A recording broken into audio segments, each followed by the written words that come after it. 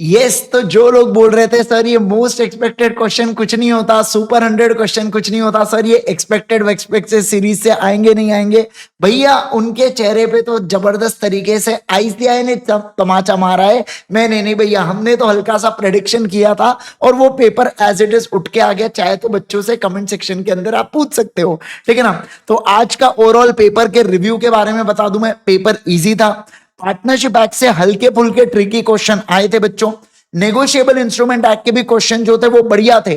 जो आखिरी वाले इसमें क्वेश्चन नंबर 6 या 5 में जो 2 सवाल पूछे ना प्रेजेंटेशन के ऊपर, मस्त सवाल पूछे, बट पेपर मैनेजेबल था। 62 मार्क्स, जी हाँ guys 62 marks most expected questions की जो मैंने आपको पीडीएफ दिया था सुपर 100 क्वेश्चंस की, या जो मैंने मोस्ट एक्सपेक्टेड सीरीज के अंदर जो आपको दिया था क्वेश्चंस, वही सुपर 100 के अंदर थे। तो उसमें से 62 मार्क्स के क्वेश्चन एज इट इज फंसे हैं। मतलब अगर बच्चे ने वो सुपर 100 की पीडीएफ भी ढंग से कर लिया होता ना तो भाई वो लिटरली पास हो सकता है, इतना खतरनाक। और सर बाकी चीजें भी क्लास में डिस्कस की हुई वो सारी है। जैसे मैंने कल के रिवीजन में ही कहा था कि वो याद रखना कि एलएलपी के अंदर बिजनेस पर्पस के लिए बनाया जा सकता है, सेक्शन 8 कंपनी जैसे चैरिटेबल ऑब्जेक्ट के लिए नहीं बना सकता। उस पे से सवाल आया, अरे भाई साहब मजा आ गया यार, पेपर देख के मैं लिटरली बहुत ज्यादा खुश हूं। वैसे मैंने आपको कहा था क्योंकि अकाउंट्स पेपर अब ट्रिकी आ चुका है तो लॉ पेपर अब मुझे नहीं लगता कि ये लोग ट्रिकी पूछेंगे। पहले मुझे लग रहा था ऐसा कि लॉ पेपर ट्रिकी पूछेंगे एग्जाम चालू होने से पहले, बट जैसे ही इन्होंने पहला अकाउंट्स का पेपर ट्रिकी दिया, मतलब मैं समझ गया था कि भैया लॉ का पेपर तो कंपैरेटिवली काफी इजी आने वाला है। तो चलिए थोड़ा सा डिटेल में देख लेते हैं। बाकी जो पेपर डिस्कशन है मैं आपके चारों पेपर कंप्लीट होने के बात करूंगा। पर दोस्तों आगे बढ़ने से पहले अगर आपको रिवीजन में मजा आया, आपको सुपर 100 में मजा आया तो वीडियो को लाइक कर देना, चैनल पर कमेंट करके बताना भैया सुपर 100 से चीजें आई कि नहीं आई करके,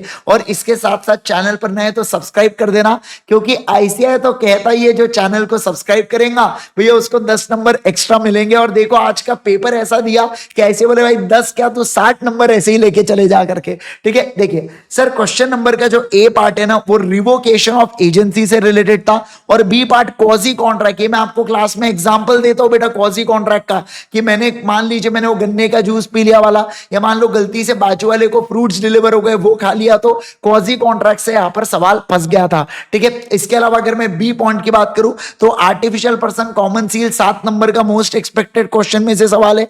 ये सर क्यों नहीं डाले आपने, क्योंकि मैंने मोस्ट एक्सपेक्टेड में है इसके ऊपर सवाल, पर एग्जैक्टली इससे मिलता जुलता नहीं है इसलिए मैंने उसको इंक्लूड नहीं किया, ठीक है। ऑलराइट सर, फिर अनरजिस्टर्ड फर्म केस कर सकती है नहीं कर सकती उसके ऊपर 6 नंबर का है, ये भी मोस्ट एक्सपेक्टेड से फंसा हमारे। फिर जैसे याद है वो आपको क्रिमिनल एक्शन रहा तो कर सकती है, डिसोल्यूशन के समय कर सकती है, ऐसे कुछ कुछ चीजें अपन ने पढ़ी थी। फिर question number 2 agreement to sell के पहले अगर मान लो सब्जेक्ट मैटर डिस्ट्रॉय हो जाता है तो वो वॉइड होता है, ये मोस्ट एक्सपेक्टेड का सवाल था। फिर यहां पर वो यूनिफॉर्म वाला सवाल सेल ऑफ गुड्स एक्ट का, कि यूनिफॉर्म खरीदा पर पर्पस नहीं बताए, ये तो अपने राइटिंग प्रैक्टिस में भी किया था यार, तो वो वाला सवाल एज इट इज फंस गया यहां पर। इस केस के अंदर सर अपन ने बोला था कि सेलर वहां पर लायबल नहीं होने वाला है क्योंकि बायर ने पर्पस नहीं बताया था, याद आया। तो ये सारी चीजें भी मोस्ट एक्सपेक्टेड क्वेश्चन में।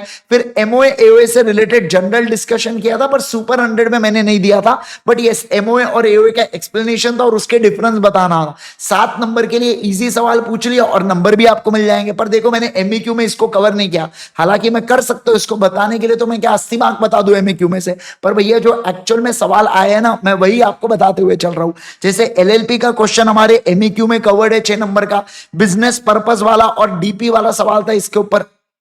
फिर क्वेश्चन नंबर 3 माइनर के ऊपर सवाल पूछ लिया कि माइनर वो पार्टनर माइनर पार्टनर बन सकता है नहीं बन सकता है, बन सकता है तो पब्लिक नोटिस वो सब। फिर तो भैया ये सवाल तो मतलब मैं क्या बताऊं आपको, चीख चीख के मैं बता रहा था। आज तो सुबह मैंने अलग से एक्सप्लेनेशन भी दिया ओपीसी के ऊपर, तो ये मोस्ट एक्सपेक्टेड क्वेश्चन में दिया हुआ भी है और आया।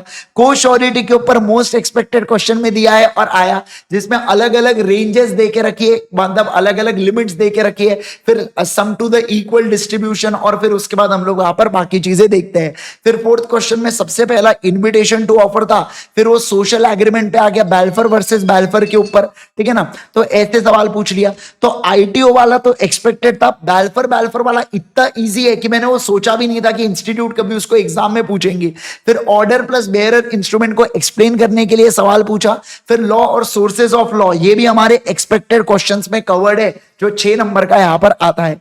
फिर क्वालिटी और फिटनेस को लेके 5th नंबर का पहला सवाल और दूसरा सेल बाय नॉन ओनर, ये दोनों चीजें वैसे मोस्ट एक्सपेक्टेड में, पर पहला क्वालिटी एंड फिटनेस वाला तो एज इट इज सवाल पूछ लिया इन्होंने।